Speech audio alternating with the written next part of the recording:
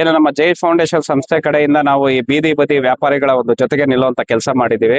ಈಗ ನಿನ್ನೆ ಕೂಡ ಒಂದು ಸುದ್ದಿ ಮಾಧ್ಯಮದಲ್ಲಿ ಒಬ್ಬ ಹಿರಿಯರು ವಯಸ್ಸಾಗಿರುವಂತವ್ರು ಬೀದಿ ಬದಿ ವ್ಯಾಪಾರಿಗಳು ಅವರ ಕಷ್ಟವನ್ನು ತೋಡ್ಕೊಂಡಿದ್ರು. ಅದನ್ನು ಕೂಡ ನಾನು ಗಮನಿಸಿದೆ. ಈಗಾಗಲೇ ನಾನು ಇದನ್ನ ಸಿದ್ಧಪಡಿಸಿದ್ದೆ. ಯಾಕಂದ್ರೆ ಬೇಸಿಗೆ ಈಗಾಗಲೇ ಹವಾಮಾನ ವೈಪರೀತ್ಯ ತಾವೆಲ್ಲ ಗಮನಿಸಿದೀರಾ. ಮೊನ್ನೆ ಕೂಡ ಮಳೆ ಕೂಡ ಜೋರಾಗಿ ಬಿದ್ದಿದೆ.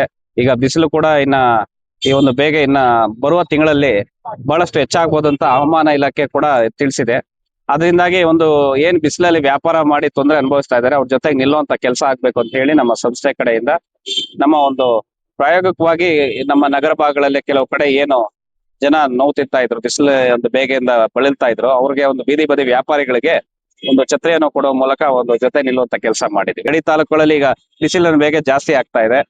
ಬಹಳಷ್ಟು ನಾವು ನೋಡಿದೀವಿ, ಗಮನಿಸಿದೀವಿ. ಇವಾಗ ನಮ್ಮ MG ರಸ್ತೆ ಆಗಿರ್ಬೋದು, ಈಗ ಬಸ್ ಸ್ಟ್ಯಾಂಡ್ ಆಗಿರ್ಬೋದು, ಈಗ ಇಲ್ಲಿ ಕೂಡ ಕೆಲವಾರು ಬೀದಿ ಬದಿ ವ್ಯಾಪಾರಸ್ಥರು ತಮ್ಮ ನೋವುಗಳನ್ನ ತೋಡ್ಕೊಂಡಿದ್ರು. ಅದನ್ನ ಗಮನಿಸಿ ನಾವು ಇದನ್ನ ಸಿದ್ಧಪಡಿಸಿ ಕೊಡ್ತಾ ಇದ್ದೀವಿ.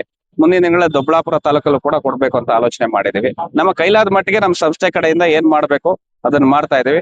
ಅದ್ರ ಜೊತೆಗೆ ಈ ಒಂದು ಕಾರ್ಯಕ್ರಮದ ಜೊತೆಗೆ ನಾಳೆ ನಮ್ಮ ತಾಯಿಯವರ ಹುಟ್ಟಿದ ಹಬ್ಬ ಶ್ರೀರಾಮನವಮಿ ಕೂಡ ಇದೆ. ಅದೇ ರೀತಿ ಏನು ನಮ್ಮ ತಾಲೂಕಿನಲ್ಲಿ 2000ಕ್ಕೂ ಮೇಲ್ಪಟ್ಟು ಬೀದಿ ಬದಿ ವ್ಯಾಪಾರಿಗಳಿದ್ದಾರೆ. ಅವ್ರ ಜೊತೆ ಒಂದು ನಿಲ್ಲುವಂತ ಕೆಲಸ ಆಗ್ಬೇಕು. ಯಾಕಂದ್ರೆ ಅವ್ರಿಗೆ ಯಾವೊಂದಿನ ದೈನಂದಿನ ವ್ಯಾಪಾರದ ಮೇಲೆ ಅವರ ಜೀವನ ಅವಲಂಬಿತವಾಗಿರ್ತೈತೆ. ನಾವು ಏನ್ ನೋಡ್ತಾ ಇರ್ತೀವಿ ಇವತ್ತು ಬಹಳಷ್ಟು ಜನ ಒಂದು ಕಷ್ಟದ ದಿನಗಳಲ್ಲಿ ಅವ್ರ ಒಂದು ಆರೋಗ್ಯ ಸಮಸ್ಯೆ ಆದಾಗ ಯಾರು ಕೂಡ ಅವರು ಕೇಳುವಂತ ಸ್ಥಿತಿಯಲ್ಲಿ ಇರಲ್ಲ. ಜೈ ಫೌಂಡೇಶನ್ ಸಂಸ್ಥೆ ಕಡೆಯಿಂದ ಮುಂದಿನ ದಿನಗಳಲ್ಲಿ ಅವರೆಲ್ಲರಿಗೂ ಕೂಡ ಒಂದು ಆರೋಗ್ಯ ವಿಮೆ ಒಂದು ಮಾಡಿಸ್ಕೊಡ್ಬೇಕು ಅನ್ನೋದು ನನ್ನ ಒಂದು ಹಂಬಲ ಇದೆ.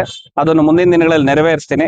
ಹಾಗೆ ಅವರ ಒಂದು ಅಸ್ಲಂ ಪಾಷ್ ಅವ್ರು ಯಾರಿದ್ದಾರೆ, ಇವರು ಬೀದಿ ಬದಿ ವ್ಯಾಪಾರಿಗಳ ಸಂಘದ ಅಧ್ಯಕ್ಷರು, ಅವನು ಕೂಡ ಅವರೊಟ್ಟಿಗೆ ಕೂಡ ಮಾತಾಡಿದ್ದೀನಿ.